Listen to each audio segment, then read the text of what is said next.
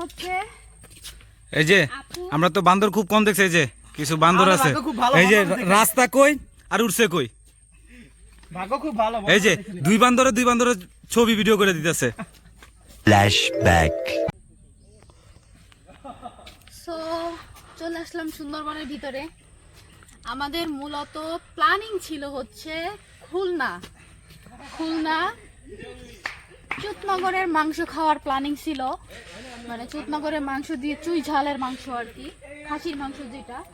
দেন ওখান থেকে প্ল্যানিং হলো যে পাটকিল ঘাটা মাংস খাবে, সকালে ওইটা খেয়ে দেন হচ্ছে দুপুরে লাঞ্চ করে দেন ঢাকার উদ্দেশ্যে ব্যাক করব।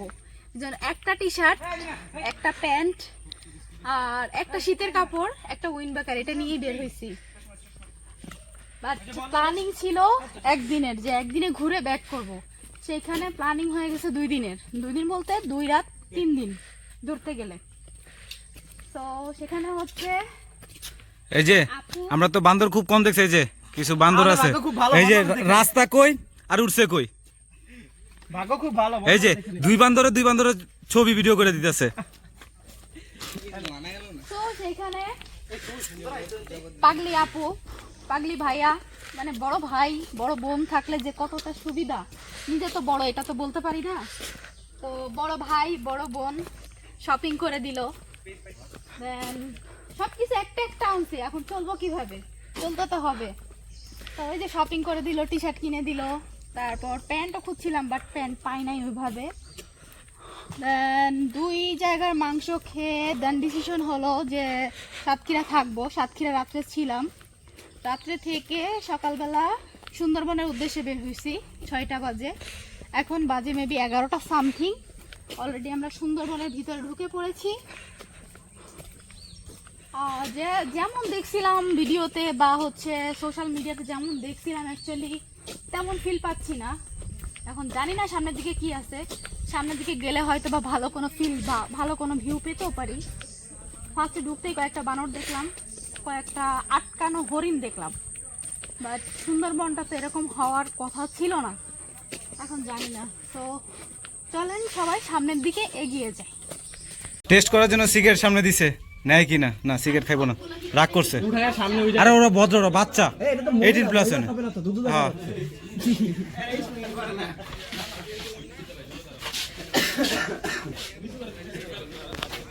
ভাইজান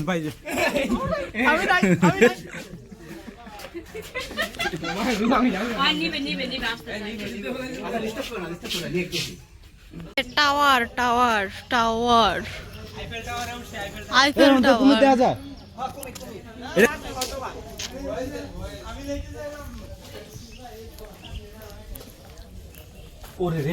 টাওয়ারে উঠতেছি, ও সেই ফিল। কিন্তু সুন্দরবন এমন হবে এটা আমার কল্পনার, আমার ধারণার বাইরে ছিল। সুন্দরবন এরকম মানে এরকমই তো।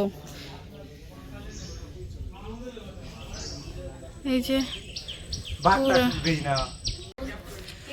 সুন্দরবনে আসার পরে জাস্ট এই জায়গাটা হচ্ছে একটা ফিল নেওয়ার মতো একটা জায়গা।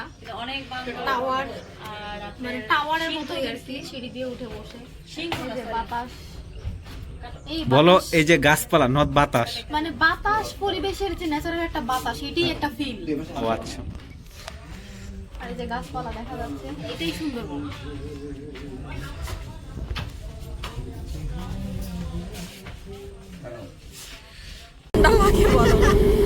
এই যে আমাদের ওস্তাদ কদবেল মাখাচ্ছে, যে কদবেলটা দেখাই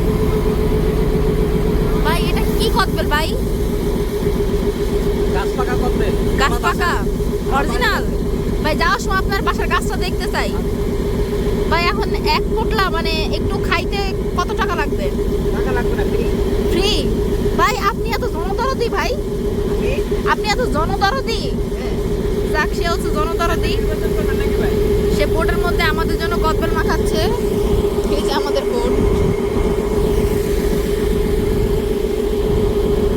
যাচ্ছি আমরা। বাইকার এখন জাহাজে বেল বিক্রি করে, এই যে বেল মাখতেছে। ব্যবহার করে কদবেল কদবেল কদবেল কদবেল মাখা। কি খাবে? কেজি কত করে ভাই? কেজি নাই, তাহলে কিভাবে সেল করেন? একটু দিই। ও